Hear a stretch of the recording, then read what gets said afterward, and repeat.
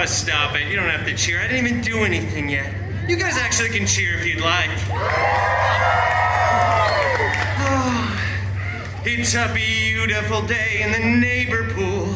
A beautiful day to be Deadpool. It's story time. Story time. Ah. We got any fans of Mr. Rogers out there today? All right. I'm a pretty big fan of Captain America myself. Are you all ready for story time? Well, that's good to hear because I certainly have a story to tell. Gosh, I love to talk. Today's story is a beloved bedtime classic, mashed up with a very profitable licensing agreement. You guessed it, it's Cinderpool. Oh, we got some fans of Cinderpool out there, huh? Okay, especially that person. Well, now I have my reading glasses on. I can see all of your beautiful, shining faces. Hi. Okay, well, that doesn't work. No matter. Look at these adorable pictures, by the way. Look how cute Dogpool is, huh? Yeah, shout out Mary Poppins. Thank you for cheering. I scribbled these myself. All right. Once upon a time. You know what? It just feels wrong when I'm doing it with myself. Why don't we all say it together, shall we? 1, 2, 3. Once upon a time. Wasn't that fun and so interactive? Yeah! I agree. Well, anyway, upon that time, once, Cinderpool lived in a big mansion with his shiny-headed step-professor and a bunch of hideous step-mutants. The biggest one, Colossus, was always making up stupid rules that no one cared about. Like, please stop labeling other people's food in the fridge with your own initials. And for the love of Feige, stop hanging your underwear from the ceiling fan. Never understood that rule. The other main step mutant, Negasonic Teenage Warhead, such a cool name, was always just texting and rolling her eyes. They were both super jealous because Cinderpool had a much, and I do mean much, larger fan base, yeah. They don't call this story time with Colossus now, do they? Anyway, one day, an expendable non-union extra came running across the mansion grounds, screaming. King Thanos was planning the biggest battle of Phase 3. The last truly relevant phase. Cinderpool desperately wanted to go to the big battle, but Colossus said, no. Too dangerous. Cinderpool don't know how to be part of team. And then Colossus ripped up Cinderpool's nicest costume before Negasonic Teenage Warhead, again, such a cool name, made it explode into 1,000,000 pieces with her mind powers. And then popped her gum. Oh, so Gen Z. On fleek, Sigma, no cap. Thank you. Cinderpool was very bummed and desperately wanted to go to this big battle. He felt very exposed and quite vulnerable. Minus 100,000 aura, as Negasonic would say.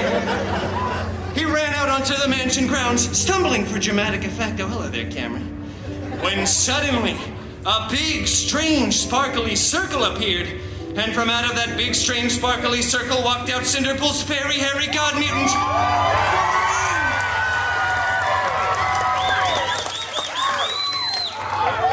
All right, Logie Bear. Okay. Come on now, Wolby. You have to actually step through the big, magic, sparkly circle. Otherwise, the audience isn't going to know that you're here yet. Fine. Yes! I'm so glad we get to tag team this together. Wait a minute. Where's your cardigan? I made you a matching cardigan. I shredded that.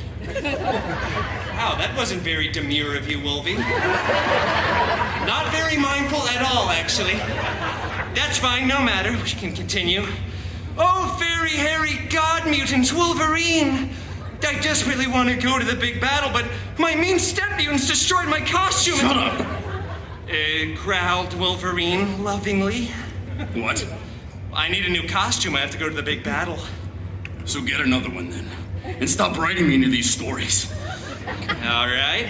Well, after that very sage and somewhat Australian advice. Cinderpool headed off to the wardrobe department to get a freshly laundered costume, and then went to the big battle. Cinderpool missed most of it, though, because he stopped for some delicious chimichangas along the way. Yeah, you know, priorities. But rest assured, when Cinderpool got there, the Avengers were still winning. Captain America looked so cool and so ruggedly handsome in those pants. I love Mr. Rogers. And meanwhile, Cinderpool's fairy hairy god mutant Wolverine was... I'm going to Pim's. Oh, see how devastated they are? It's out of love. Well, thanks for your contributions, Logie Bear. Pim's Test Kitchen, yeah, that honestly checks out. Okay, that's fine. I don't think we really had the rights to him back then anyway. So anyway, as the aliens were finally fleeing away in defeat, Cinderpool saw something on the steps of one of the spaceships. It was a single glove. High five, civilian. There we go. Wow, this glove was so fancy. Big and gold with beautiful jewels. I think there were 6 of them, not that that's really relevant information. I wonder who this fits, thought Cinderpool before trying it on. After some clicking, whizzing, and whirring, it adjusted right to Cinderpool's arm. Then, out of nowhere, Iron Man came flying in out of left field screaming, "Hey, take that off. Please don't take this sacrifice from me. I really don't want to be Iron Man until I'm 90. In fact, I would rather be doomed than be Iron Man again. Doomed, I tell you. Trust me, I'm just as confused as you guys are." And then other much less relevant Avengers came running in too, saying things like, "Please put that down, that's not a toy, whatever you do, do not snap." So obviously Cinderpool snapped. Oh, Cinderpool snapped a bunch, both physically and mentally. And then the weirdest thing happened. It was probably unrelated to Cinderpool's actions, but half of everyone kept disappearing, and then reappearing, and then disappearing again. So many people were crying. Tony said, "I love you" like 3,000 times, which is really mushy, honestly, but eventually everyone did come back. Well, everyone except for those that text and called during a movie theater experience. We didn't want them back. But everyone else did. But then the Avengers tackled Cinderpool, ripped off his new favorite glove, and when they went on to remake the movie, they CGI'd Tony's head onto Cinderpool's majestic body, and it went on to become the most profitable film of the FCU. It's the Feige Cinematic Universe. I know, I'm still workshopping that acronym. I feel like there's just one too many letters. Well, anyway, everything honestly worked out for old Cinderpool, because Cinderpool went on to start his own, even more successful franchise, yeah! Thank you. It was so successful, in fact, that Cinderpool was eventually invited to be part of the Avengers Endgame 2, Electric Boogaloo. Yeah, that's right, in theaters at, well, some unannounced point. Well, that's the end. Game, if you will. Oh, thank you, 17 people that enjoyed puns. All right, on the 18th, you were a little late to the cheer, but that's fine. Well, thank you all for coming to another illustrious story time with your new favorite Disney princess, Deadpool.